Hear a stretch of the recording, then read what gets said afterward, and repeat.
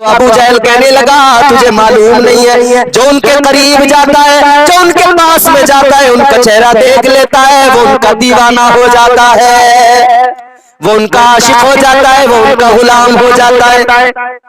का बड़ी अजीब बात है, कहाँ जो अपना हाथ उनके हाथ में दे दे, जो उनके हाथ को पकड़ ले, वो जिंदगी भर उनका दामन नहीं छोड़ता है।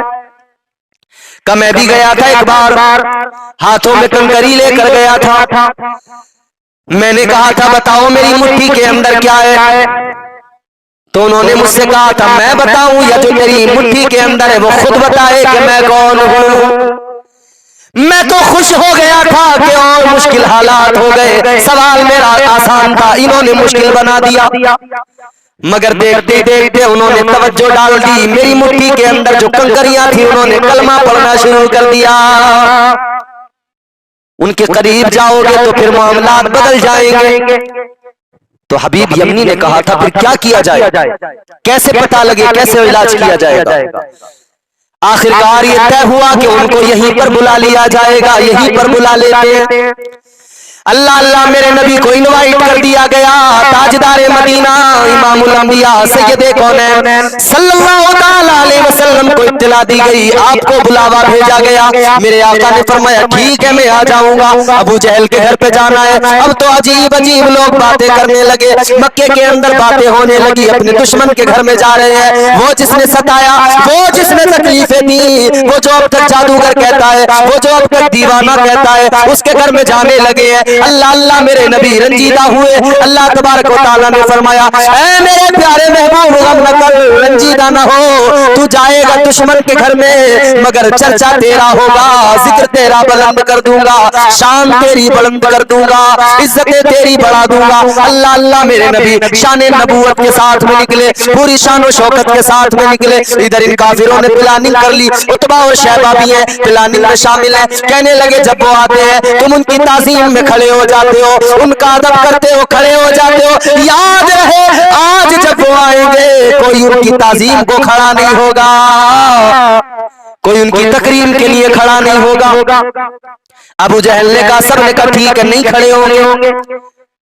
लेकिन इधर काफिरों की प्लानिंग हुई, उधर मेरे रब ने जिब्रील से फरमाया जिब्रील जा, ये काफिर प्लानिंग कर रहे हैं मेरे नबी की इज्जत के लिए खड़ा नहीं होंगे, लेकिन जिब्रील जा हर आदमी के पीछे एक फरिश्ते को खड़ा कर दे।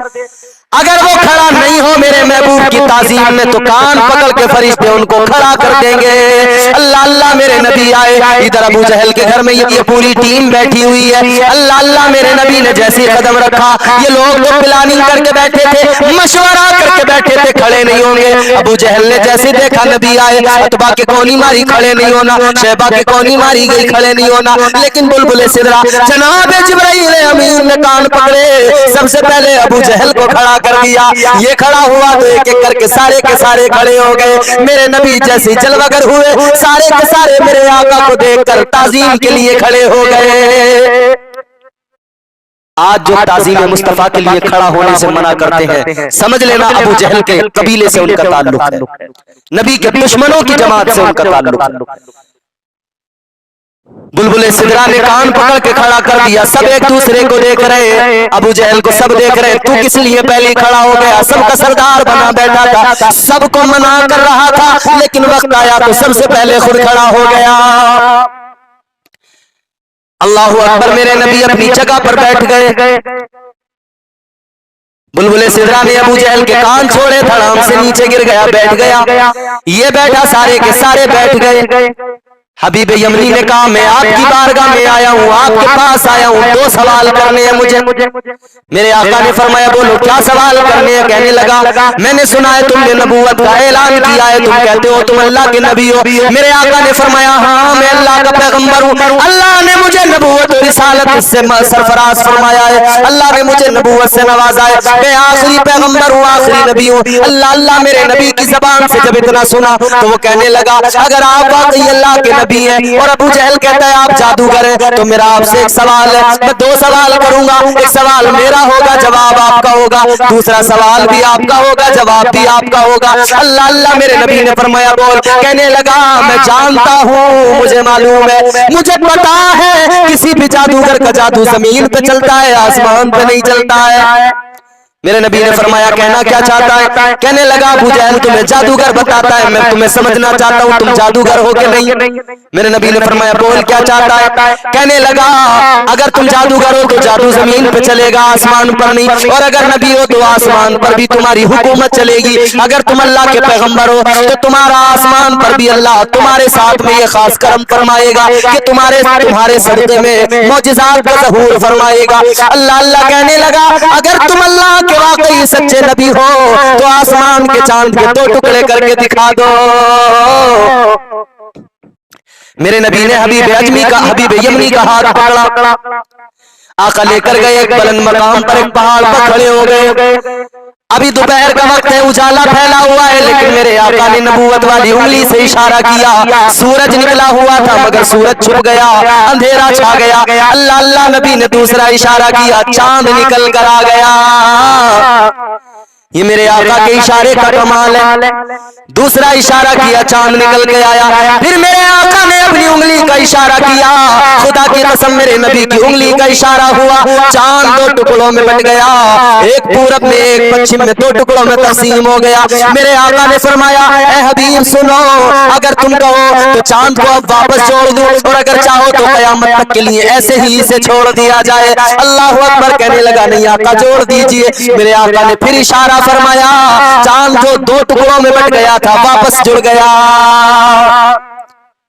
जब इतना देखा तो मेरे मुस्तफा करीम सल्लल्लाहु अलैहि वसल्लम की बारगाह में अर्ज करने लगा कि मैं मान गया आप नबी हो, मेरी तसल्ली के लिए इतना काफी है, मगर इसकी तसल्ली के लिए, अबू जहल की तसल्ली के लिए अब जो मेरा दूसरा सवाल है वो सवाल भी तुम बताओ, इसलिए कि जो नबी होता है वो दिल के हालात भी जानता है, दिल के हालात से बाखबर होता है, दिल के हाल जानता है। अभी कलमा नहीं पढ़ा था, ईमान नहीं लाए थे, मगर जानते थे कि जो नबी होता है वो गैब की खबरें भी जानता है, गैब का इल्म भी अल्लाह उसे अता फरमाता है। आज सारी दुनिया के अंदर लोग चिल्ला रहे हैं, चीख चीख कर कह रहे हैं नबी को इल्म नहीं, नबी को दीवार के पीछे का इल्म नहीं, नबी को पीठ के पीछे की खबर नहीं। अल्लाह अल्लाह, मगर सुनो सुनो, अगर लोग इसी रिवायत को सही तरीके से पढ़ ले और समझ ले तो समझ में आ जाएगा कि नबी को अल्लाह ने इल्म गैब अता फरमाया है। जब इतना कहा कि मुझे अब जो सवाल है, सवाल भी आप बताएंगे, जवाब भी आप देंगे। अल्लाह अल्लाह, मेरे आका ने फरमाया सुनो, तुम्हारे घर में एक तुम्हारी बेटी है, तुम्हारी बेटी बीमार है, आंखों से भी माजूर है, कानों से सुन नहीं सकती, जबान से बोल नहीं सकती, हाथ पैरों से मफलूज है। अल्लाह अल्लाह, तुम चाहते हो, मेरे आका ने फरमाया तुम चाहते हो अल्लाह उसे शिफा अता फरमा दे, वो ठीक हो जाए। अल्लाह अकबर। मेरे आका फरमाते सुन लो, जाओ आज मैंने दुआ कर दी, अल्लाह तबारक व तआला उसे शिफा अता फरमा देगा। इतना सुना तो वो मेरे आका के कदमों में गिर गए। हबीब यमनी ने मेरे आका के कदमों में सर रखा, कहने लगे या रसूल अल्लाह, मैं जान गया, मैं समझ गया, आप वाकई अल्लाह के सच्चे रसूल है, अल्लाह के सच्चे पैगंबर है। अल्लाह अकबर। मेरे नबी का कलमा पड़ा, नबी की गुलामी में आ गए, मेरे नबी के दामन को थाम लिया। अब जब घर की तरफ रवाना हुए, अपने घर पे जाकर दरवाजे को खटकाया, दरवाजे पे दस्तक दी। अल्लाह अकबर। अंदर से वो लड़की जो बीमार थी, माजूर थी, जो चल नहीं सकती थी, देख नहीं सकती थी, वो आई दरवाजे पर, कहती है अब्बा ठहरो, खोलती हूँ दरवाजा। दरवाजे पे आई, दरवाजा खोला, बाप ने बेटी को देखा, बाप मुस्कुराने लगा, बेटी तू तो सही हो गई, तेरी तबीयत अच्छी हो गई, तुझे शिफा मिल गई। वो लड़की कहने लगी हाँ अब्बा, बड़ा अजीब मामला हुआ। क्या हुआ बेटी? कहने लगी सुनो, मैं अभी जो दोपहर में अंधेरा छाया था, मैं सोई हुई थी, बिस्तर पे लेटी हुई थी, नजर तो कुछ नहीं आ रहा था, मगर मुझे बताया किसी ने कि अंधेरा छा गया है, मेरी आंख लग गई, मैं बिस्तर पे सो गई। मैंने क्या देखा, मेरे ख्वाब में एक बड़े खूबसूरत काली जुल्फों वाले तशरीफ लाए, हसीन चेहरे वाले तशरीफ लाए। आने के बाद में उन्होंने मेरे सर पर अपना दस्ते शफकत रखा। जैसे ही उन्होंने अपना हाथ रखा, मेरा सारा जिस्म अच्छा हो गया, आंखों की बीनाई भी आ गई, मेरी सारी बीमारी दूर हो गई। मेरे हाथों पैरों की जो मफलूज थी, मैं हाथ पैरों से अल्लाह ने मुझे शिफा अता फरमा दी। इतना सुना तो हबीब यमनी ने कहा था, बेटी मैं बड़े नसीब वाला हूँ, बड़ी किस्मत वाला हूँ, बड़ा मुकद्दर वाला हूँ, जिस नबी ने तेरे ख्वाब में आकर तेरे सर पे दस्ते शफकत रखा है और तुझे शिफा मिली है। मैं उसी नबी को अपनी आंखों से देख कर आ रहा हूँ और उसका कलमा पढ़ के आ रहा हूँ। वो कहती है, अब्बा तुम मुकद्दर वाले हो, लेकिन मुझसे बढ़कर नहीं हो, इसलिए कि तुम गए, जाकर तुम्हें जियारत हुई, तुम गए उनसे मिलने के लिए। मेरा नसीब ये है, मैं अपने घर के अंदर थी और आमिना का लाल खुद मेरे पास आ गया। आमिना के लाल ने खुद मुझे आकर मेरे घर में आकर मेरे सर पे हाथ रख दिया। अल्लाह अकबर कबीरा। मेरे ताजदार मदीना वाली कायनात ने फरमाया, सुनो साहबा, जब हजरत मूसा अलैहिस्सलाम बनी इसराइल को लेकर फिरौन के चंगुल से निकलकर चले गए, फिर हुक्म रब उनको आ गया, अर्ज़ मुक़द्दस फलस्तीन जाना, वहां पर जाकर जंग करना है, कौम अमालका से जिहाद करना है, वहीं पर जाकर आबाद होना है, उसी को अपना मस्कन बनाना। जब हजरत मूसा अलैहिस्सलाम कौम को लेकर चले, रास्ता तय कर रहे हैं, रास्ता तय कर रहे हैं, जा रहे हैं, मगर रास्ता निगाहों से ओझल हो रहा है, रास्ता निगाहों से बार बार ओझल हो रहा है। और हजरत मूसा अलैहिस्सलाम रास्ते के तजस्सुस में मंजिल पे पहुंचने के लिए बड़े हैरान है कि आखिर क्या वजह है कि हम अपने रास्ते तक नहीं पहुंच पा रहे, रास्ता ओझल हो जाता है। हजरत मूसा अलैहिस्सलाम ने बनी इसराइल के तमाम उलमा को जमा किया, बड़े बड़े उलमा बैठे, फरमाया कि माजरा क्या है जरा बताओ। कहने लगे हुजूर, एक जो उनमें बड़े आलिम थे रईसुल उलमा, कहने लगे हुजूर इसका सबब यह है कि हजरत यूसुफ अलैहिस्सलाम की वसीयत, उनकी वसीयत पर अमल किया जाना है, उनकी वसीयत पर अमल करेंगे तो रास्ता अपने आप मिल जाएगा। हजरत मूसा अलैहिस्सलाम ने फरमाया, क्या वसीयत है हजरत यूसुफ अलैहिस्सलाम की? बताया गया कि हजरत यूसुफ अलैहिस्सलाम ने वसीयत फरमाई थी, आपने कहा था कि जब मूसा अलैहिस्सलाम फिरौन से बनी इसराइल को बचाकर मिस्र के लिए रवाना होंगे, फलस्तीन जाएंगे, तब हुक्म खुदा से वो मेरी कब्र के अंदर से मेरे जसद अतहर को निकालेंगे और मेरे जसद को लेकर जाएंगे बैतुल मुकद्दस, और मेरे जद हजरत इब्राहीम अलैहिस्सलाम के पहलू में मुझे दफन कर देंगे। हजरत यूसुफ अलैहिस्सलाम ने हयात ज़ाहिरी से रुखसत होने से कबल ये वसीयत फरमाई थी, बरसों गुजर गए थे, जमाना गुजर गया था। हजरत मूसा अलैहिस्सलाम कहने लगे, ठीक है वसीयत पर हम अमल करेंगे, मगर हमें यह तो पता लगे कि हजरत यूसुफ अलैहिस्सलाम की कब्र मुबारक कहाँ है। उलमा कहने लगे, हुजूर ये तो पता नहीं कब्र कहाँ है, मगर इतना पता है एक बूढ़ी औरत है यहाँ पास की आबादी में, एक बूढ़ी औरत है, वो जानती है कि हजरत यूसुफ अलैहिस्सलाम की कब्र अनवर कहाँ पर है। तो फरमाया, चलो उस बूढ़ी औरत के पास, उस बुढ़िया के पास मालूम करो उनसे कि कौन सी कब्र है। आए उस बुढ़िया के पास में, सब बूढ़ी औरत से मालूम किया।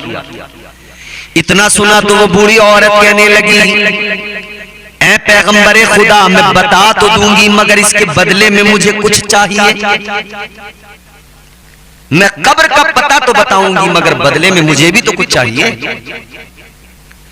हजरत मूसा अलैहिस्सलाम ने फरमाया, ऐ खातून बताओ तुम्हें क्या चाहिए। कहने लगी, ऐ पैगंबरे खुदा, मुझे जन्नत में आपका पड़ोस चाहिए। ये है वो बूढ़ी खातून जिसने हजरत मूसा अलैहिस्सलाम से जन्नत में हजरत मूसा अलैहिस्सलाम का पड़ोस मांगा, कुर्ब मांगा। हुजूर ने इसी का जिक्र किया मदीना शरीफ की सरजमीन पर, मेरे आका ने इसी का जिक्र किया। उस बूढ़ी औरत ने जब कहा ना मुझे जन्नत में आपका पड़ोस चाहिए, हजरत मूसा अलैहिस्सलाम जरा बरहम हुए। अल्लाह ताला ने वही नाजिल फरमाई। बुलबुल सिदरा को अल्लाह ने भेज दिया। ताइर सिदरा अदब का मुरक्का बने हुए बालों पर समेटे हुए हाजिरे खिदमत हो गए। अर्ज करने लगे, ऐ पैगंबरे खुदा, ऐ मूसा अलैहिस्सलाम, अल्लाह का हुक्म है, ये खातून जो मांग रही हैं वादा कर लो, दे दो, वादा कर लो। हजरत मूसा अलैहिस्सलाम ने हुक्म खुदा मिल गया तो वादा कर लिया, ठीक है माई, आपको जन्नत में मेरा पड़ोस मिल जाएगा। अब उस खातून ने हजरत यूसुफ अलैहिस्सलाम की कब्र का पता बताया। हजरत यूसुफ अलैहिस्सलाम की कब्र अनवर का जब पता मिल गया तो हजरत मूसा अलैहिस्सलाम बनी इसराइल को लेकर कब्र हजरत यूसुफ अलैहिस्सलाम पर पहुंचे। कब्र को मिट्टी को हटाया गया, देखा अंदर से जसद अतहर हजरत यूसुफ अलैहिस्सलाम का अंदर रखा हुआ है, निकाला गया। हजरत मूसा अलैहिस्सलाम हजरत यूसुफ अलैहिस्सलाम के जसद अतहर को लेकर चले, पहुंच गए बैतुल मुक़द्दस और वहां वसीयत के मुताबिक हजरत इब्राहीम अलैहिस्सलाम के पहलू में दफन कर दिया गया। अब यहां पर दो चीजें बड़ी अहम हैं। एक तो ये कि हजरत यूसुफ अलैहिस्सलाम का बरसों कबल जमाना पहले ये वसीयत करना इस बात की अलामत है कि अल्लाह ने अंबिया अलैहिस्सलाम को इल्म गैब अता फरमाया। तभी तो बरसों पहले हजरत यूसुफ अलैहिस्सलाम ने वसीयत की थी कि हजरत मूसा अलैहिस्सलाम जब गुजरेंगे तो मेरी कब्र से मेरे जसद अतहर को निकाल कर मुझे ले जाएंगे और वहां ले जाकर मुझे दफन करेंगे। अंबिया का इल्म गैब साबित है। जो लोग अंबिया अलैहिस्सलाम के इल्म गैब पर उंगलियां उठाते हैं, हद हो गई। मेरे आका ताजदारे मदीना इमामुल अंबिया के इल्म गैब पर उंगलियां उठाते हैं, जबकि कुरान कहता है वमा हुआ अलल गैबि बिज़नीन। अल्लाह का कुरान कहता है, अल्लाह का कुरान बताता है कि अल्लाह ने इल्म गैब बता दिया है। ये मुनकिर बने बैठे हैं, इनकार कर रहे हैं। याद रखना, मेरे मुस्तफा जाने रहमत को परवरदिगार ने इल्म गैब अता फरमाया। मगर एक जुमला मेरा यहाँ पर ये जरूर आप अपने जहन में महफूज कर लेना, हम अंबिया अलैहिस्सलाम का इल्म गैब मानते हैं मगर जाती नहीं बल्कि अताई इल्म गैब जो अल्लाह ने अता फरमा दिया। जाती इल्म गैब फकत अल्लाह का, फकत अल्लाह का, और ये है अताई। तो बात बिल्कुल क्लियर हो गई, साफ हो गई। अंबिया अलैहिस्सलाम को अल्लाह ताला ने इल्म गैब अता फरमाया। तो जब हजरत यूसुफ अलैहिस्सलाम जो मेरे आका के मुक्तदी हैं, मुक्तदी के इल्म का ये आलम है, तो गौर करो नबियों के इमाम के इल्म का क्या आलम होगा। जब मुक्तदी के इल्म का ये आलम है तो इमाम के इल्म का क्या आलम होगा, मेरे आका के इल्म का क्या आलम होगा। परवरदिगार ने मेरे हुजूर को इल्म गैब अता फरमाया।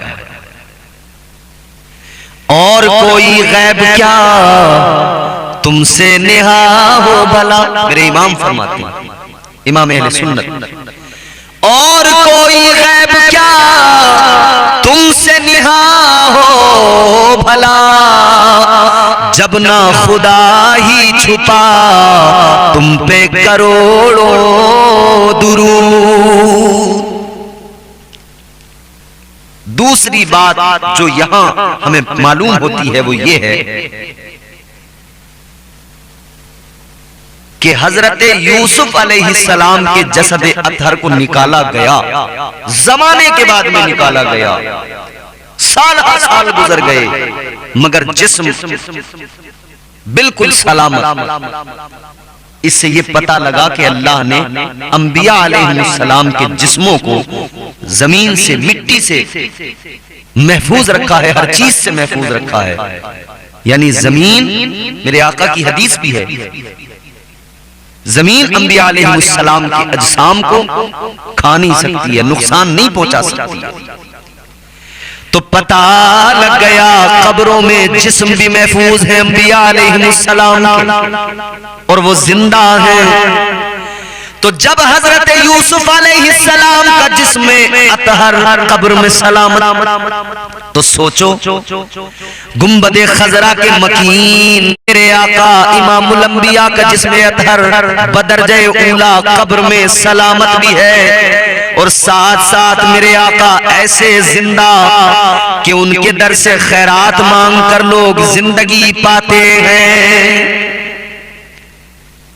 अंबिया अलैहिस्सलाम जिंदा भी हैं, इल्मे गैब भी अल्लाह ने उनको अता फरमाया। इसीलिए तो मेरे आला हजरत ने ताजदार बरेली ने फरमाया, तू जिंदा है वल्ला, तू जिंदा है वल्ला, तू जिंदा है वल्ला, तू जिंदा है वल्ला, मेरी चश्मे आलम से छुप जाने वाले। मेरे आला हजरत अकीदा दे रहे हैं कि हुजूर जिंदा है, और हुजूर हमारे आका ऐसे जिंदा हैं, खुदा की कसम। सुने, एक दीवाना कहता है, या रसूल अल्लाह तुझ पे मर मर के हुए सारे जियाले जिंदा, तुझ पे मर मर के हुए सारे जियाले जिंदा, तू भी जिंदा है तेरे चाहने वाले जिंदा। और जिंदगी और मौत का फर्क क्या होता है? आम मोमिन भी जो हुजूर के गुलाम है वो जिंदा है। क्यों जिंदा है? जिंदगी और मौत का फर्क क्या है मोमिनो? समझो, तुझ पे मर मर के हुए सारे जियाले जिंदा, तू भी जिंदा है तेरे चाहने वाले जिंदा। यूं तो कहने को हर एक शख्स है जिंदा, लेकिन यूं तो कहने को हर एक शख्स है जिंदा, लेकिन जिंदा तो वो है जो ईमान बचा ले जिंदा। ईमान ही तेरा सलामत नहीं, तू कौन सी जिंदगी की बात करता है? जिंदगी की बात वो करें जिनका ईमान सलामत है। आज जो लोग भोंक रहे हैं ना नबी की जिंदगी, हुजूर कब्र में जिंदा है, इस पर जो बकवास करते हैं उनके मुंह पर तमाचा है। पहले अपने ईमान का जायजा ले, पहले अपने ईमान की जांच कर, परख ले, तेरा ईमान भी सलामत है या नहीं। क्योंकि नबी की जिंदगी उसको समझ में आती है जिसका ईमान सलामत होता है। अपने ईमान की फिक्र कर लो। ईमान अगर सलामत है तो खुद ब खुद अकीदा बनेगा कि इल्मे गैब भी आका को अल्लाह ने अता किया है, और अकीदा खुद ब खुद बनेगा कि अल्लाह ताला ने मेरे मुस्तफा करीम को जिंदगी भी ऐसी अता की है कि हुजूर जिंदा हैं, अपने गुलामों की फरियाद भी सुनते हैं, अपने गुलामों की मदद भी फरमाते हैं। इल्मे गैब भी अल्लाह ने अता किया है, और इल्मे गैब हुजूर को भी, हुजूर के गुलामों को भी अल्लाह ने, सहाबा औलिया को भी इल्मे गैब अता फरमाया। हजरत सारिया एक जंग में है, इस्लामी लश्कर मुजाहिदीन इस्लाम जंग के मैदान में है, जंग हो रही है। इधर खलीफे दो अमीरुल मुस्लिमीन हजरत सैयदना उमर फारूक आजम रदियल्लाहु ताला अन्हु मस्जिद नबवी शरीफ के अंदर हैं, मिंबर पर हैं, खुतबा दे रहे हैं। खुतबा देते हुए अचानक आपने फरमाया, या सारियतल जबल, सारिया पहाड़ की तरफ देखो, सारिया पहाड़ की तरफ देखो, सारिया पहाड़ की तरफ देखो। साहबा हैरान है, ये क्या बीच में बोल रहे हैं? कुछ नहीं, वक्त गुजरा, उधर जो हजरत सारिया जंग में थे, फतह मिली, अल्लाह ने कामयाब फरमाया। जब वापस आए तो हजरत उमर फारूक आजम की बारगाह में जब मिलने आए तो अर्ज करते, हुजूर पहाड़ की तरफ से, जब हम मैदान जंग में थे तो पहाड़ की तरफ से दुश्मनों की एक टुकड़ी आ रही थी हम पर हमला करने कि अचानक फिर आपकी आवाज आ गई, सारिया पहाड़ की तरफ देखो।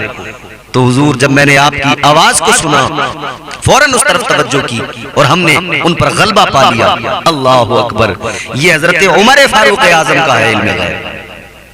मीलों दूर बैठे हैं आप, उधर जंग हो रही है, नबी का गुलाम यहां से देख रहा है, जंग के मंजर को मुलाहिजा कर रहा है। और हजरत उमर न सिर्फ मुलाहिजा कर रहे हैं बल्कि जंग में रहनुमाई भी फरमा रहे हैं। तो जब नबी के गुलाम का यह आलम है तो सोचो इमाम का क्या आलम होगा। इसीलिए तो हम कहते हैं ये शान है खिदमत गारों की, ये शान है खिदमत गारों की, सरदार का आलम क्या होगा, हर कोई फिदा है बिन देखे, दीदार का आलम क्या होगा, हर कोई फिदा है बिन देखे। तो जब गुलामों की ये शान है तो फिर मेरे आका की क्या शान होगी। हुजूर की शान अल्लाह अल्लाह, मेरे हुजूर का मकाम अल्लाह अल्लाह। उनके जैसा कोई कौनैन में आया ही नहीं, आता भी कैसे जब अल्लाह ने बनाया ही नहीं। ऐसा कोई महबूब हुआ है न कहीं है, बैठा है चटाई पे मगर अर्श नशी है। जान जाने वफा है मेरा मुस्तफा, रूहे अर्जो समा है मेरा मुस्तफा। क्या बताऊं मैं क्या है मेरा मुस्तफा, शम्मे गारे हीरा है मेरा मुस्तफा। साफ लिखा हुआ है ये कुरान में, ना तखय्युल तसव्वुर न दीवान में। नूह आदम इब्राहीम व इमरान से इन्नल्लाह हस्तफा है मेरा मुस्तफा। शीश की अजमतें सारी अपनी जगह, आगे देखो हिकायत मेरा मुस्तफा। राज राजों में थे वो खिजर के अगर, हर अमल की वजाहत मेरा मुस्तफा। नाज लाखों मिले गो सुलेमान को, दो जहानों की राहत मेरा मुस्तफा। पीर की सुबह को आमना के यहाँ हुई जिनकी विलादत मेरा मुस्तफा। वो मेरे आका। अंबिया की वसीयत मेरा मुस्तफा, ताजदारे शरीयत मेरा मुस्तफा। वो है रहमत ही रहमत मेरा मुस्तफा, वो है बरकत ही बरकत मेरा मुस्तफा। रब ने खातम की जिन पर लगाई मोहर, वो फकत ता कयामत मेरा मुस्तफा। नहीं बाकी किसी का कोई मौजिजा, मौजिजों की तवालत मेरा मुस्तफा। ये जो मैंने आपको पूरा वाकया ये हदीस के ज़िम्न में सुनाया, और जो हदीस मैंने पेश की, तीन बातें पता लगी। एक तो ये कि अंबिया जिंदा हैं, एक ये कि उनके अजसाम सलामत हैं, एक ये कि उनका इल्म गैब, अल्लाह ने उनको इल्म गैब अता किया। और एक अहम बात ये कि मेरे हुजूर ताजदारे मदीना वाली कायनात जब उनसे कोई मांगता है तो हुजूर अपने गुलामों को देने में इस कदर मसरूर होते हैं कि हुजूर चाहते हैं कि उम्मती वो मांगे जो इसकी दुनिया और आखिरत सवार हो, इसे मैं वो दे दूं कि ये कामयाब हो जाए। जो भी आका की बारगाह में आया खाली हाथ नहीं गया, रोने वाला आया हंसता हुआ गया, खाली दामन कोई लेके आया, दामन उसका मेरे आका ने भर दिया। अता करने वाली जात मेरे मुस्तफा की। हुजूर ने क्या कुछ नहीं दिया गुलामों को, ईमान दिया, कुरान दिया, इस्लाम दिया, रहमान दिया, पहचान दी, तशख्खुस, शनाख्त, शान, शौकत, जाहो जलाल, जाहो हशम, सब कुछ हुजूर की बारगाह से मिला, हुजूर के दर से मिला। और आज भी जिसे जो चाहिए बारगाह मुस्तफा में जाकर मांग ले। बारगाह मुस्तफा में लो लगाकर अगर अपने घर पे बैठा है वहां भी लो लगाकर हुजूर से सच्चे दिल से मांग ले, हुजूर के वसीला पेश करके अल्लाह से मांग ले। सदका हुजूर का होगा, देने वाला खुदा होगा, दिलाने वाले मुस्तफा होंगे। हुजूर ने दिया, हम कहते हैं इतना दिया सरकार ने मुझको जितनी मेरी औकात नहीं। ये तो करम है उनका, वरना मुझ में तो ऐसी बात नहीं। हम तो इस लायक नहीं, मगर ये तो नवाजिशात हैं हुजूर की। कोई सलीका है आरज़ू का, न बंदगी मेरी बंदगी है, ये सब तुम्हारा करम है आका, कि बात अब तक बनी हुई है।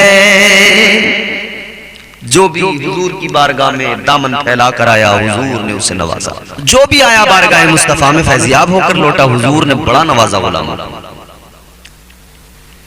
सिद्दीक़ अकबर मेरे आका की बारगाह में आए, आपको अल्लाह के नबी ने इतना नवाजा, इतना नवाजा, इतना नवाजा। अफजलुल बशर बादल अंबिया बित्तहक़ीक़, अंबिया के बाद इंसानों में सबसे अफजल अगर कोई है तो वो हजरत अबू बकर सिद्दीक। ये मेरे आका ने नवाजा, कौन दे सकता है? हजरत उमर अदालत के ताजदार बन गए। 22 लाख मुरब्बा मील पर इस्लाम का परचम हजरत उमर ने लहरा दिया। दरिया जिनका हुक्म मानता हो वो हजरत उमर। हुजूर के गुलामों की शान देखो। हजरत उमर फारूक आज़म रज़ी अल्लाह ताला अन्हु 22 लाख मुरब्बा मील पर इस्लाम का परचम लहराया। आदि दुनिया पर हुकूमत, कुफ्फार लरसते थे, कांपते थे, वो हजरत उमर। मगर गौर कीजिए, बड़ी सादा जिंदगी, बड़ी सादगी जिंदगी के अंदर गरीबों की मदद करना, रात को मदीने में गश्त करना, घूमना, कहीं कोई भूखा तो नहीं है, कहीं किसी को कोई तकलीफ तो नहीं है। आज तो हुक्मरान मजे कर रहे हैं, ऐश कर रहे हैं।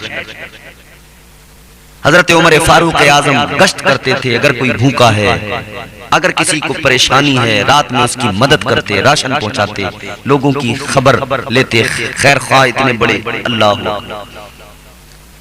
और शान ये कि आदि दुनिया पर हजरत उमर फारूक आज़म ये शान और शौकत। मगर फरमाते हैं कि उमर की क्या औकात। हजरत उमर फारूक आज़म फरमाते हैं कि खत्ताब के बेटे की क्या हैसियत, क्या औकात।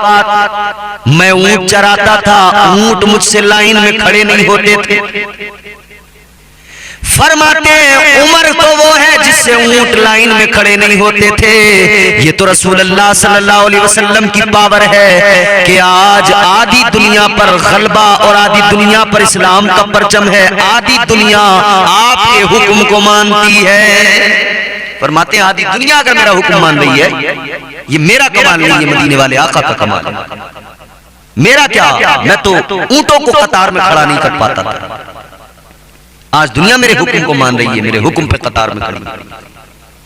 वो हजरत उमर फारूक आज़म ने मगर शान देखे ना, बैतुल मुक़द्दस जब फतह हुआ ना, आपने भेज दिया लश्कर इस्लाम।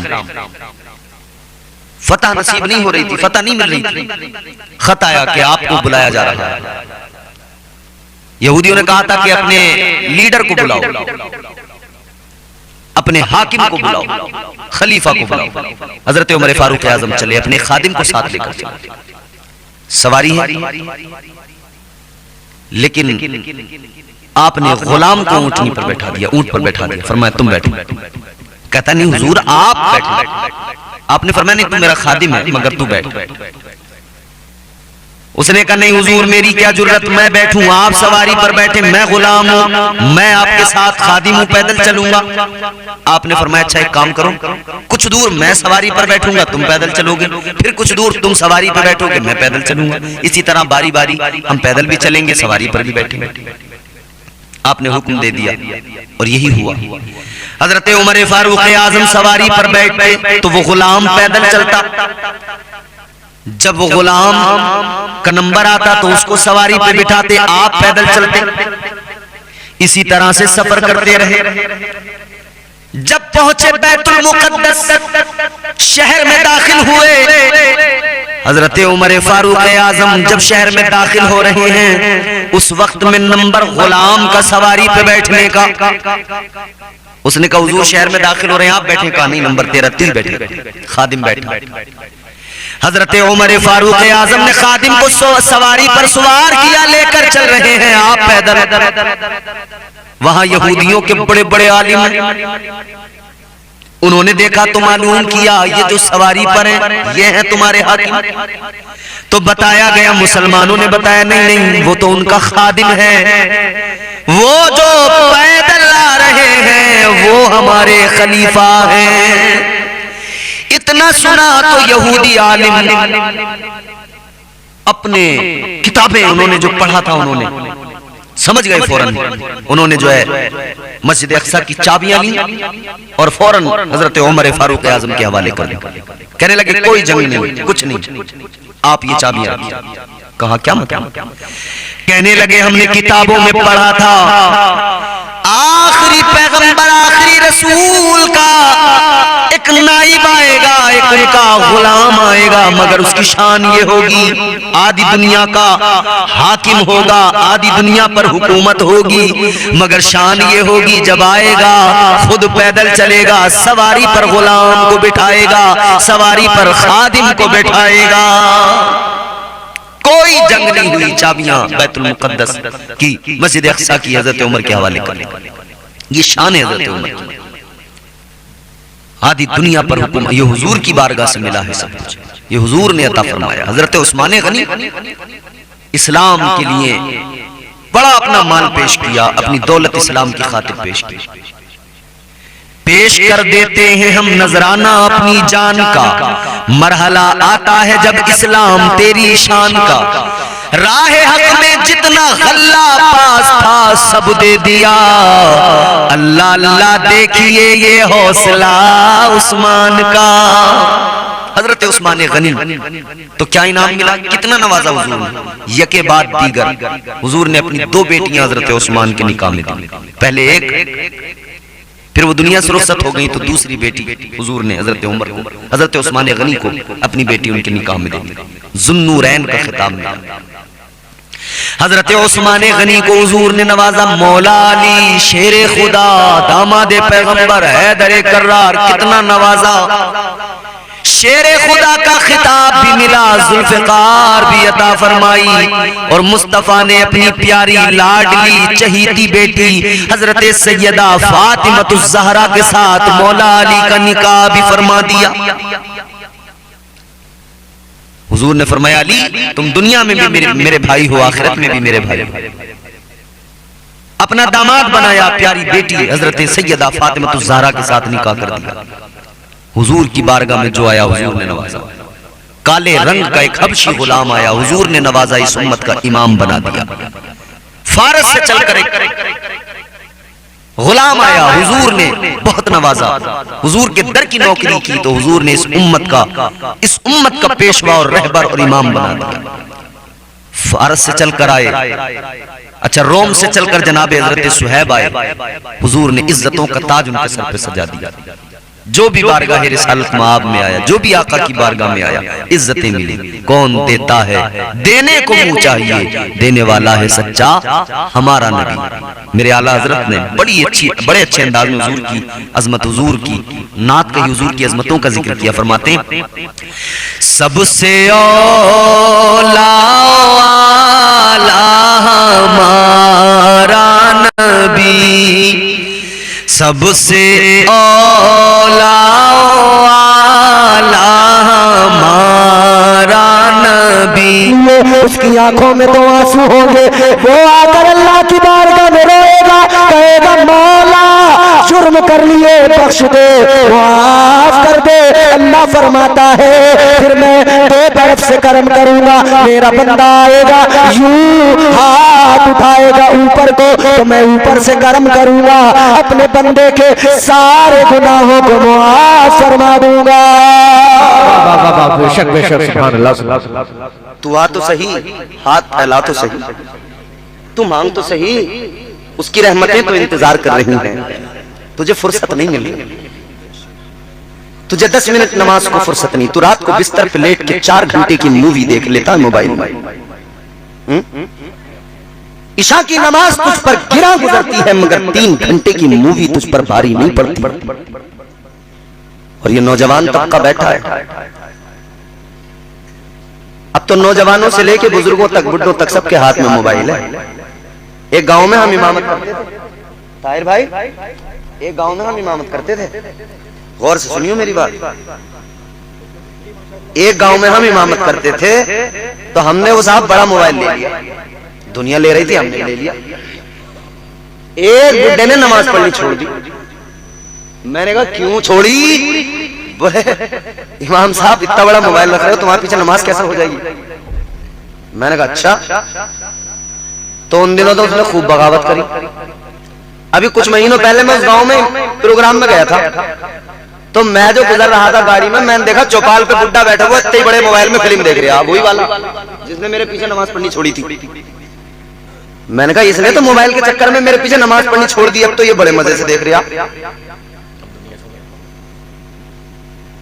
सबके हाथ में मोबाइल है। ये जवान है तो ये जरा मॉडर्न चीजें देख रहे हैं, और जो बुड्ढे हैं वो अपने कह रहे हैं लल्ला इसमें घोड़े वाली लगा दे, बोले घोड़ों वाली लगा दो, या बोले डाकुओं वाली लगा दो इसमें जरा फिल्म। तो 3 घंटे तक घोड़ों वाली देख रहे हैं, डाकुओं वाली। बोले अल्लाह धर्मेंद्र वाली लगाई है। मैं अभी परसों बंगाल से आया, मुरादाबाद जब पहुंचा तो वहां मैं रुका, छोटा सा आशियाना मेरा भी हुआ। तो एक हमारे अजीज दोस्त मिले, बातें हो रही थी, वो कहने लगे यार मैं आपके इंतजार में था। मैंने कहा क्यों? बोले कुछ दिखाना था। मैंने कहा दिखाओ। उन्होंने 4-6 वीडियो डाउनलोड करके रखी थी मोबाइल में।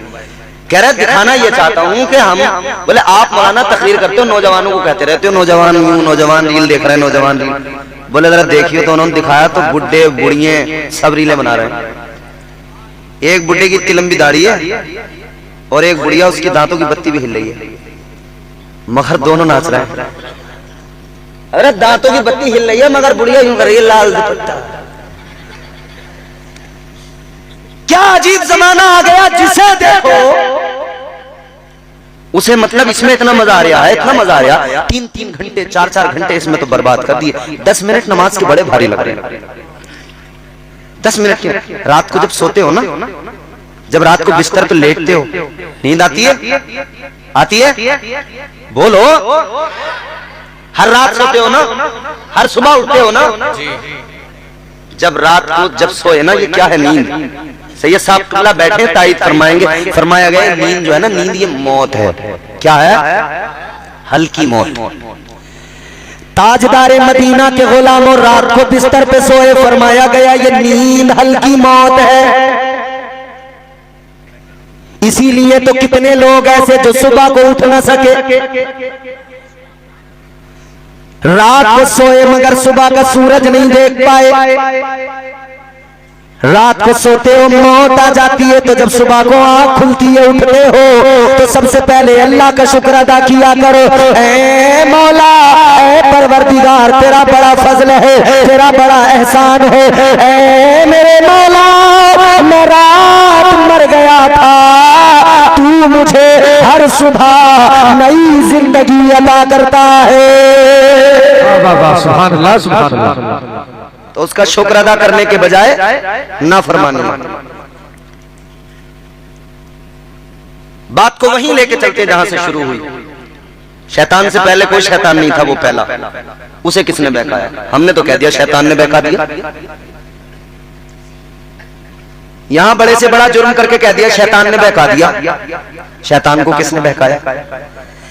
मुफस्सिरीन किराम फरमाते शैतान को बहकाने वाला कोई और नहीं, उसका अपना नफ्स था। तो पता लगा नफ्स बिगड़ जाए तो इबादत गुजार को शैतान बना देता है।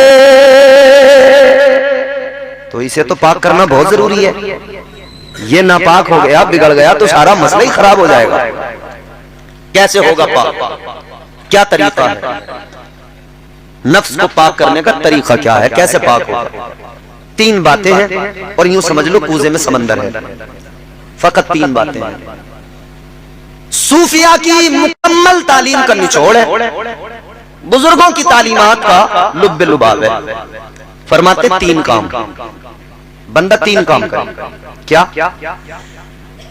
कम खाना, कम सोना, कम बोलना। तीन बातें बड़ी इंपॉर्टेंट है। कम खाना, कम सोना, कम बोलना। ज्यादा खाएगा सुस्ती पैदा होगी, नमाज को जाने को दिल ही नहीं करेगा, फिर तो बिस्तर चाहिए, फिर सांस थोड़ी यहां सीधे। शादी में जब खा लें ना तह पे तह लगा के जब यहां तक भर लें तो फिर दिक्कत क्या आई साहब ज्यादा खाने में? अब डाइजेशन का मसला बन गया, या कई बार फूड पॉइजनिंग। अब भाग रहे हैं डॉक्टर साहब के पास, डॉक्टर साहब बड़ा मामला खराब है यार, वो सांस ना रहे सीधे, बड़ा मामला खराब है। डॉक्टर साहब कह रहे हैं क्या क्या खा लिया? बोले खा तो बहुत कुछ लिया, आज शादी में गए थे, कई रंग का खाना था। पहले तो जरा सी नहारी खा ली थी, फिर वो चंगेजी पे नजर पड़ गई, नजर पड़ती गई, तह पे तह लगती रही, यहां तक बढ़ गया मामला। अब औखते फिर रहे हैं। ज्यादा खाने से नुकसान ही होने वाला, जिस्मानी नुकसान भी। अब फिर ज्यादा खा के साहब दिल नहीं करेगा नमाज में, सांस नहीं आएंगे सीधे, फिर तो जिस्म चाहता है कि खटिया मिल जाए फैल जाए, और अगर आ भी गए मस्जिद में तो सांस तो सीधे आ नहीं रहे, तो फिर तो यही होगी अल्लाह अकबर अल्हम्दुलिल्लाह, फिर सीधे सांस थोड़ी आ रहे हैं, फिर तो मामला गड़बड़ है। तो कम खाइए। हमारे वालिद साहब हमें कहते थे, अल्लाह उन्हें जन्नत नसीब करे, कहते थे कम खाना और गम खाना इंसान की जिंदगी में इनकलाब पैदा करता है। तो बुजुर्गों ने फरमाया कम खाइए, नफ्स तुम्हारे कंट्रोल में रहेगा, नफ्स पाक होगा, काबू में आएगा। क्योंकि अल्लाह ताला ने जब नफ्स को पैदा फरमाया तो अल्लाह ने इससे सवाल किया, फरमाया बता मैं कौन हूं? ये कहने लगा अंता अंता अना अना, कहने लगा तू है, मैं हूं। ये मैं हर आदमी जो कर रहा है ना, मैं हूं। इलाके का मालदार आदमी कह रहा मैं हूं, मुझसे पंगा मत ले लियो। गांव का प्रधान कह रहा अच्छा हमसे बहलेगा, इलाके का विधायक कह रहा अच्छा हमसे टक्कर लेगा, मैं हूं। किसी का पुलिस वाले से आराना हो गया तो वो कह रहा मैं हूं। लड़ाई पता करो कि लड़ाई किस बात पे हुई थी, तो पता लगेगा नाली पे हुई थी लड़ाई।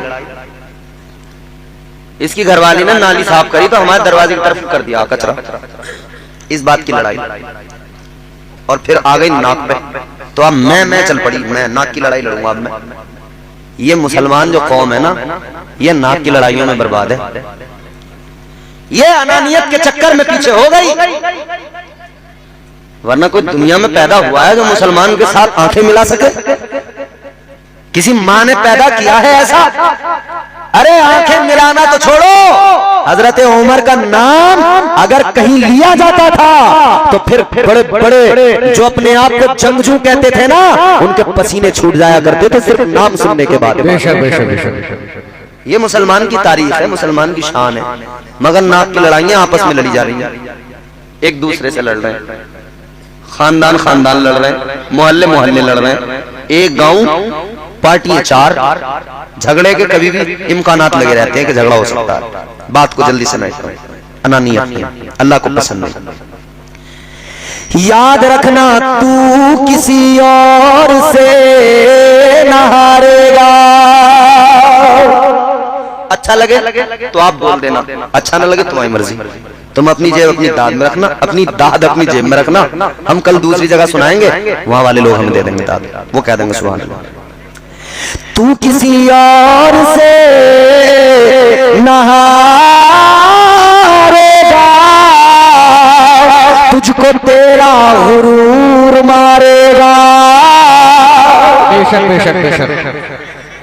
अखलाक की दौलत से कभी दूर न होना, अखलाक की दौलत से कभी दूर न होना। कौनैन भी मिल जाए तो मगरूर न होना। तकब्बुर अल्लाह को पसंद है। अल्लाह ने फरमाया बता मैं कौन हूं? कहने लगा अंता अंता अना। अल्लाह ने फरमाया फरिश्तों इसे दोज़ख में डाल दो। कहां? बोलो। अल्लाह ने फरमाया डाल दो। फरिश्तों ने पकड़ा, डाल दिया जहन्नम में। किसे? नफ्स। कितने दिन? 2-4 दिन नहीं, 8-10 दिन नहीं। जल्दी खत्म करने वाला हूं बात, बहुत गौर से सुन लो। साल 2 साल भी नहीं, 10-20 साल भी नहीं। सूफिया फरमाते 300 साल तक दोज़ख में रखा गया, और बाद सूफिया ने फरमाया 1000 साल तक।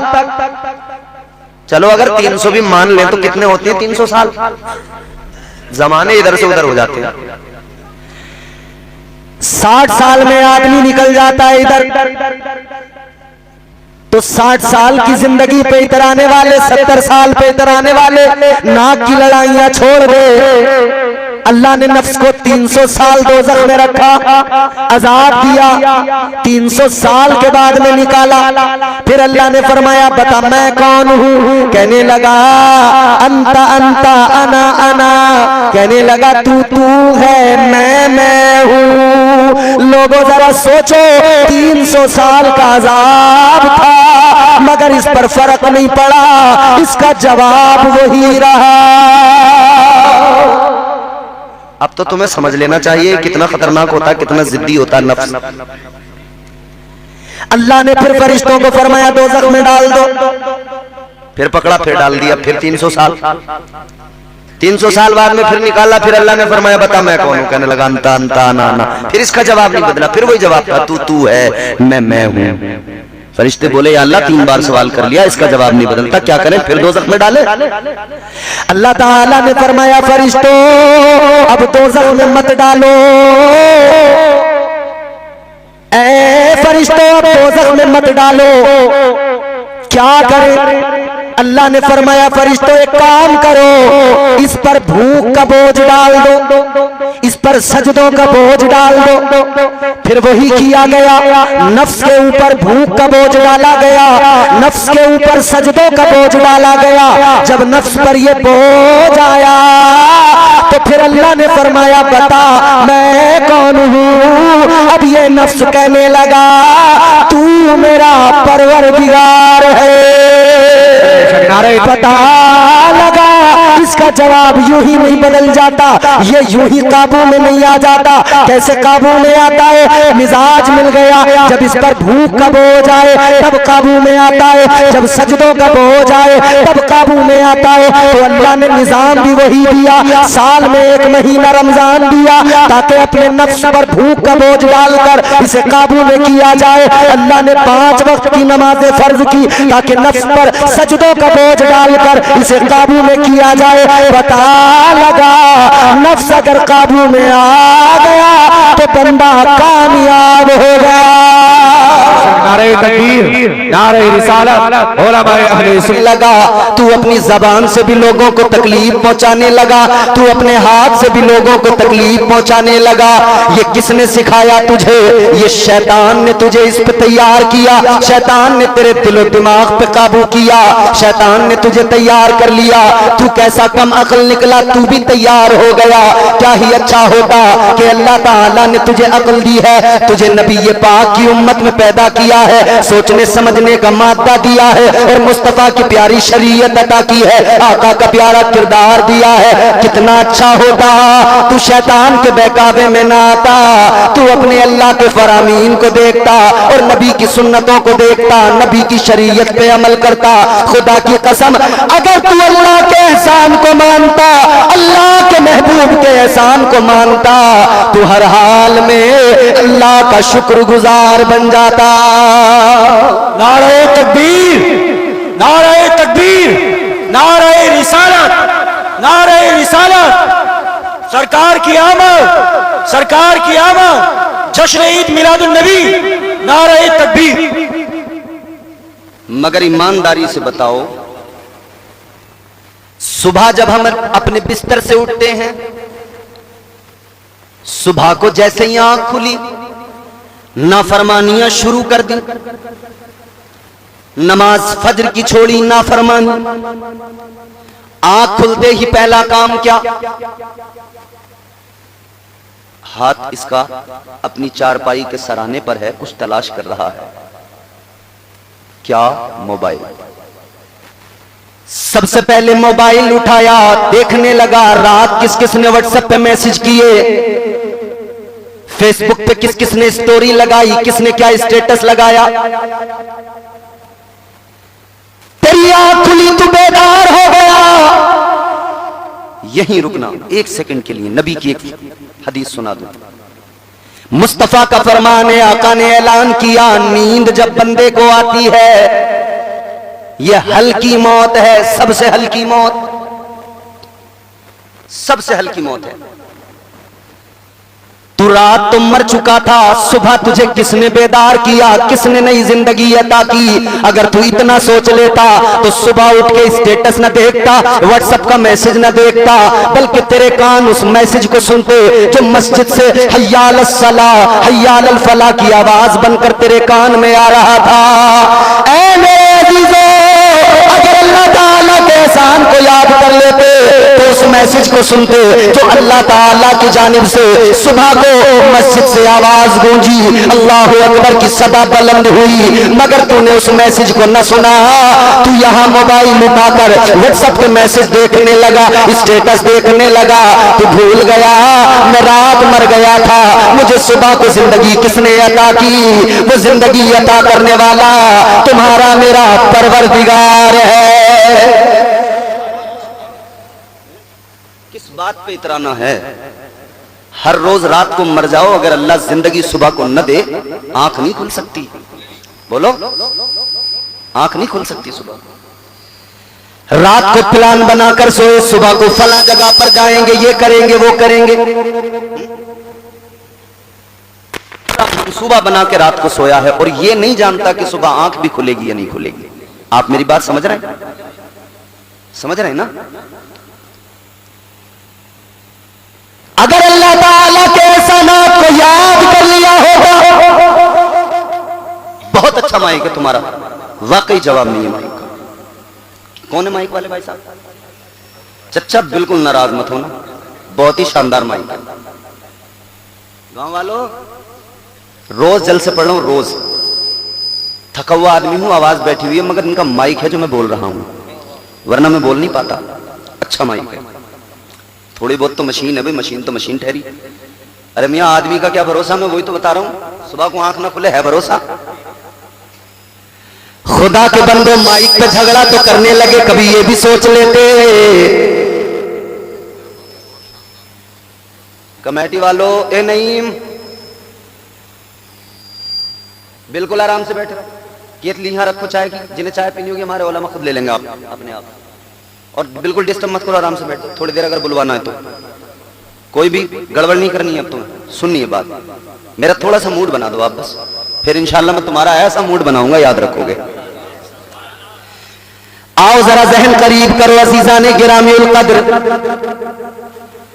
अल्लाह के एहसानात को हमने भुला दिया, याद नहीं करते। चलो एक मिसाल देता हूं, शायद कुछ बात समझ में आए, शायद कुछ आसानी हो बात को समझने में।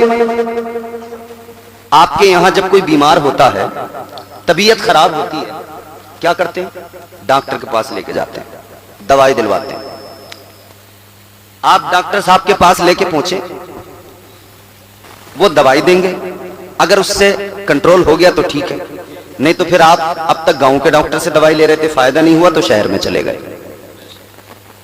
और तबीयत ज्यादा खराब हो गई तो शहर में भी फिर आपने स्पेशलिस्ट ढूंढा। हर चीज का स्पेशलिस्ट है, उसके पास हम चले जाते हैं। एक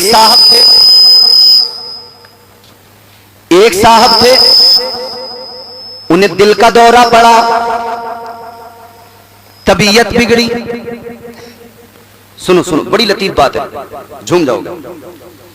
दिल का दौरा पड़ा, घर वाले घबराए, उठाकर लेकर गए हाजी साहब को डॉक्टर के पास, दिल वाले डॉक्टर के पास।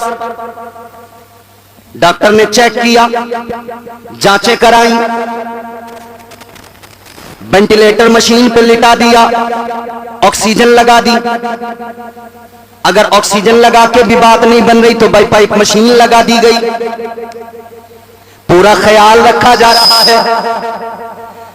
ताजदार मदीना के गुलाम जरा मेरी तरफ देखो, माइक की सीटी ना देखो, अब तुम्हारी सीटी पीटी गुल होने वाली है। इधर देखो, अल्लाह ताला के एहसानात को याद करो, परवरदिगार की अताओं को याद करो, अल्लाह ताला के करम को याद करो, उसकी नवाजिशात को याद करो। जब बीमार देखा हाजी साहब को वेंटिलेटर मशीन पे रख दिया, अब मशीन का काम है, सांसें लेने में तकलीफ है, ऑक्सीजन दी जा रही है, सांसें लेने में तकलीफ है तो बाईपाइप मशीन लगा दी गई है। एक दिन गुजर गया, दवाइयां दी जा रही है, स्टाफ लगा हुआ है, आईसीयू के अंदर हाजी साहब एडमिट है, दवाइयां दी जा रही है। तबीयत को थोड़ा सा आराम तो हुआ मगर अभी इतना ज्यादा आराम नहीं हुआ।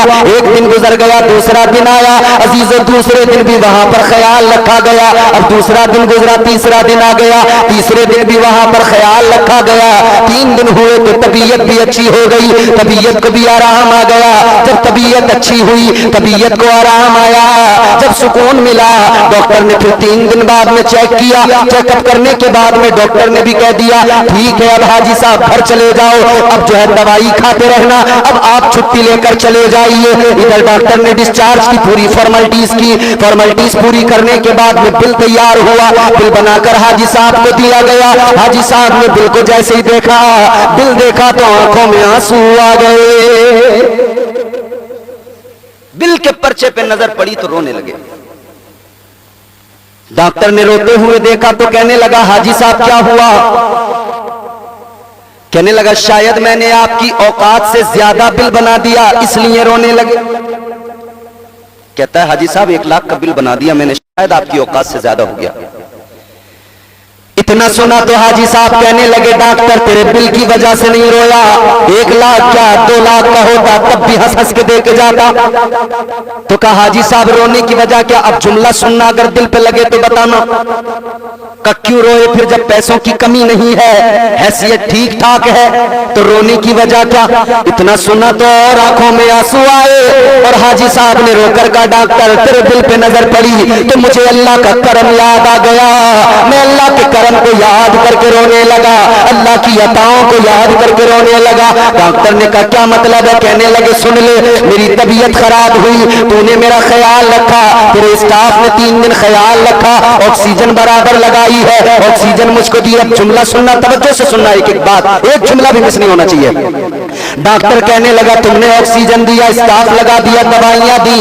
कहने लगा 3 दिन तुमने मेरा ख्याल रखा, 3 दिन तुमने मुझे ऑक्सीजन दिया, 3 दिन ख्याल रखा तो बिल बना के दे दिया 1 लाख का। अब मैं रोता इसलिए हूँ मुझे अल्लाह का करम याद आ रहा है, मेरी उम्र 60 साल की हो गई, हर दिन हर लम्हा मेरा परवरदिगार मुझे ऑक्सीजन देता है, लेकिन मेरे अल्लाह ने आज तक मुझसे कोई बिल नहीं मांगा है।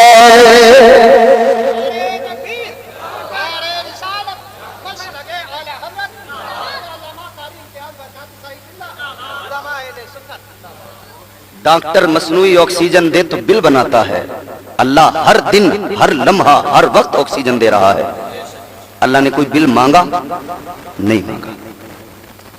बिजली जलाओगे बिल देना पड़ेगा, और आने वाला वक्त ऐसा है जैसे मोबाइल में रिचार्ज पहले करो फिर इस्तेमाल करो, ऐसी बिजली में पहले रिचार्ज होगा मीटर में फिर इस्तेमाल करो। सब कुछ स्मार्ट मीटर लगेंगे, इतने स्मार्ट होंगे कि आपकी स्मार्टनेस पे पूरा पूरा असर डालेंगे वो। दुनिया का निजाम है, आपको अगर कोई सर्विस चाहिए तो आपको उसके बदले उसका बिल चुकाना पड़ेगा हर हाल में।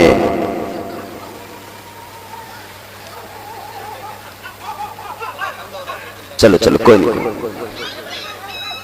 ये इम्तिहान है, इम्तिहान।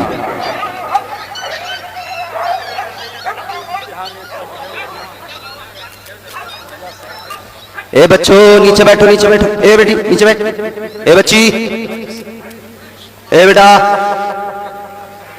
बैठो बैठो। अरे वो तो कुत्ता है भाई, वो तो कुत्ता है, वो तो कुत्ता है, मैं आगे कुछ नहीं कहूंगा, वो तो कुत्ता है, उसके अंदर शैतान का थूक शामिल है। इंसान की बात चल रही, चलो ये भी शामिल करते हैं। अपने रब के कर्म को याद नहीं करते? अल्लाह ने हजरत आदम अलैहिस्सलाम को, पहले इंसान को जब बनाया ना, तो शैतान को हसद हो गया, जलन हो गई, क्योंकि अल्लाह ताला ने हजरत आदम अलैहिस्सलाम को खिलाफत अर्जी अता फरमाई, जमीन की खिलाफत। अल्लाह ने कुरान मजीद में फरमाया, व इज़ क़ाल रब्बुका लिल मलाइकति इन्नी जाइलुन फिल अर्दि खलीफा। अल्लाह ताला ने फरमाया फरिश्तों से, ऐ फरिश्तों, मैं जमीन में अपना खलीफा बनाने वाला हूं। अल्लाह ने इंसान की तख्लीक करने से पहले फरिश्तों से फरमा दिया कि जमीन की बादशाहत, जमीन की खिलाफत इंसान को अता की जाएगी। शैतान को हो गया हसद, मगरूर हो गया, अकड़ गया, कहने लगा या अल्लाह, इंसान मिट्टी से, मैं आग से, इसे इतनी अफजलियत क्यों, इसे इतना मकाम मर्तबा क्यों? अब इसे जलन और हसद इतना हुआ कि इसने हजरत आदम के मुजस्समे को देखा, वजूद आदम को देखा, हजरत आदम का जो पुतला तैयार हुआ था मिट्टी से, उसको देखा, तो इसने जलन, हसद और बुग़्ज़ की बुनियाद पर थूक दिया, हजरत आदम के पुतले के ऊपर थूक दिया। परवरदिगार आलम ने हजरत जिब्रील अमीन बुलबुल सिदरा को हुक्म दिया, ऐ सैयदुल मलाइका, शैतान ने मेरे आदम के ऊपर थूका है, जिस जगह थूका है उस मिट्टी को उठा लो और उससे कुत्ते को बना दिया जाए। हजरत बुलबुल सिदरा ने उस थूक वाली जगह की मिट्टी को हटाया, उससे कुत्ता बना दिया गया। शैतान ने थूका था और उस थूक वाली मिट्टी को जब वहां से हटाया गया तो इंसान में कोई ऐब पैदा नहीं हुआ, नुक्स पैदा नहीं हुआ, बल्कि इंसान उसकी वजह से और खूबसूरत नजर आने लगा। ये जो नाफ होती है, ये नाफ में जो गड्ढा सा नजर आता है, यहां से मिट्टी को निकाला गया, पहले प्लेन था, मिट्टी निकली तो गड्ढा बन गया, तो खूबसूरती में और इजाफा हो गया। इसकी वजह से भी अल्लाह ने इंसान को और हुस्न अता कर दिया। अब शैतान के थूक और इंसान की मिट्टी से बना कुत्ता बनाया किसने? हाथ किसके लगे? फरिश्तों के सरदार के। तो अब इस कुत्ते के अंदर देखो कितनी चीजें आई। रूहुल अमीन बुलबुल सिदरा फरिश्तों के सरदार हजरत जिब्रील अमीन के हाथ लगे तो फरिश्ते सोते नहीं है, उन्हें नींद। यही वजह है कि बुलबुल सिदरा के हाथ लगे कुत्ते को भी नींद नहीं आती, और आती है तो कितनी, जरा सी आहट हो कुत्ता उठ जाता है। ये क्यों पैदा हुई इसमें बात कि इसमें फरिश्तों के सरदार के हाथ लगे। और कुत्ते का लुआब नापाक, इसका पसीना नापाक, उसकी वजह यह कि इसके अंदर शैतान का नापाक थूक शामिल है। और इंसान की मिट्टी कुत्ते के अंदर है, तो कुत्ते में यह भी सिफत है कि कुत्ता इंसान से मोहब्बत भी करता है, इंसान का वफादार भी रहता है। ऐ लोगों, अब जरा जहन करीब करो, एक कुत्ता है, कुत्ते से सीख लो। इंसान की मिट्टी लगी है तो ये कुत्ता इंसान का वफादार है। तो इंसान तुझे तो रब ने बनाया है पूरा का पूरा, तो तू अपने रब का वफादार क्यों नहीं बनता? तेरी मिट्टी कुत्ते में तो कुत्ता तेरा वफादार, और तुझे पूरे को अल्लाह ने मिट्टी मंगा के, मिट्टी को गुंदवा के फिर तैयार किया, तू अपने रब का वफादार क्यों नहीं बनता? आओ अजीज़ो गौर करो, अल्लाह के बेशुमार एहसानात हैं, मगर सारे एहसानात अपनी जगह, सारी इनायत अपनी जगह, सबसे बड़ा करम, सबसे बड़ा फजल, सबसे बड़ी इनायत, सबसे बड़ा एहसान अल्लाह ने ये किया कि हम निकम्मों को, हम गुनहगारों को अपना प्यारा महबूब अता फरमा दिया, उस नबी का उम्मती बना दिया। खुदा की कसम, जिसको अल्लाह सबसे ज्यादा प्यार करता है, सबसे ज्यादा चाहता है, अल्लाह ने फरमाया लौला कलमा खलक़तुल अफलाक वल अर्दीन। परवरदिगार आलम ने ऐलान फरमाया, है मेरे प्यारे महबूब, अगर तुझे पैदा करना मकसूद ना होता, अगर मैं तुझे ना बनाता तो न मैं जमीन को बनाता, न मैं आसमान को बनाता। पता लगा जो कुछ भी बना मदीने वाले मुस्तफा के सदके में बना है।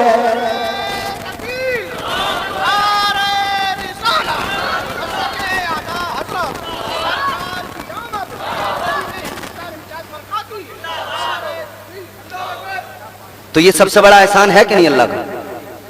अल्लाह का सबसे बड़ा एहसान। तो अब मेरे अजीजों, हुजूर की आमद का आपने जलसा सजाया है और हुजूर की आमद सबसे बड़ा एहसान है बंदों पर। तो हम सारे के सारे इसीलिए तो कहते हैं, जो मांगना है मांग लो, जो मांगना है मांग लो, सरकार आ गए। आपको अगर अच्छा लगे तो आप बोल सकते हैं, जो मांगना है मांग लो, सरकार आ गए। जो मांगना है, आज की रात तुम फैलाओ दामन, मांगो ना। या अल्लाह नबी के सदके बेटा दे दे, खुदा की कसम मिलेगा। या अल्लाह नबी के सदके बेटी दे दे, अल्लाह की कसम मिलेगी। मांगो ना। या अल्लाह नबी के सदके बीमारी दूर कर दे, खुदा की कसम शिफा मिलेगी। मांगो। जो मांगना है मांग लो, सरकार आ गए। जो मांगना है मांग लो, सरकार आ गए। दोनों जहां के मालिको मुख्तार आ गए। दोनों जहां के मालिको, जोर से मेरे साथ आप मिलकर पढ़े, शरीक हो। दोनों जहां के मालिको, जन्नत उतर के तू भी आ अब इस जमीन पर, जन्नत उतर के तू भी आ अब इस जमीन पर, जन्नत उतर के तू भी आ अब इस जमीन पर। क्यों? क्योंकि महफिल में नात सुनने को सरकार आ गए। महफिल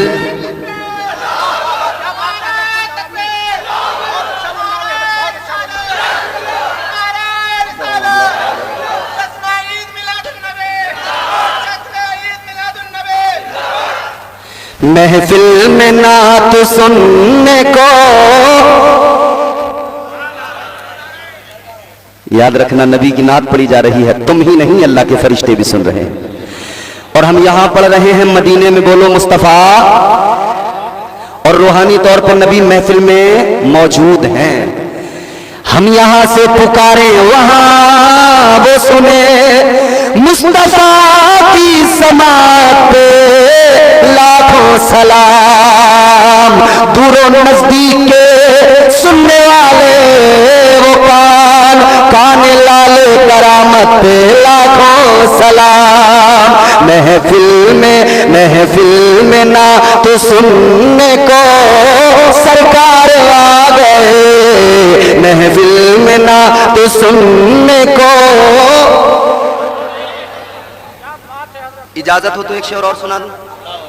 तो आप जोर से बोलो सुभान अल्लाह। इधर वालों की आवाज करीब है तो ज्यादा लग रही है मेरे, और अच्छी बात है, लेकिन बैलेंस बनाओ। जितनी इधर से लग रही है इतनी इधर से लगे। जोर से बोलो। हाँ, जो तौर है दुनिया का उसी तौर से बोलो। जो तौर है दुनिया का उसी तौर से बोलो। बहरों का इलाका है जरा जोर से बोलो। बड़ा प्यारा शेर सुना रहा हूं बाप को, और खुदा की कसम यकीन है हर शख्स जुड़ेगा, हर शख्स की आवाज आएगी। घुटने जिसने भी पकड़े छोड़ दो, मेरी गारंटी है खुद चल के कहीं नहीं जाएंगे। मैं जिम्मेदार हूं, तुम्हारे घुटने कहीं चले जाएं मुझसे ले लेना, छोड़ दो। और अब बिल्कुल बिल्कुल मुस्कुरा मुस्कुरा के सुनना है आपको, लुत्फ लेकर।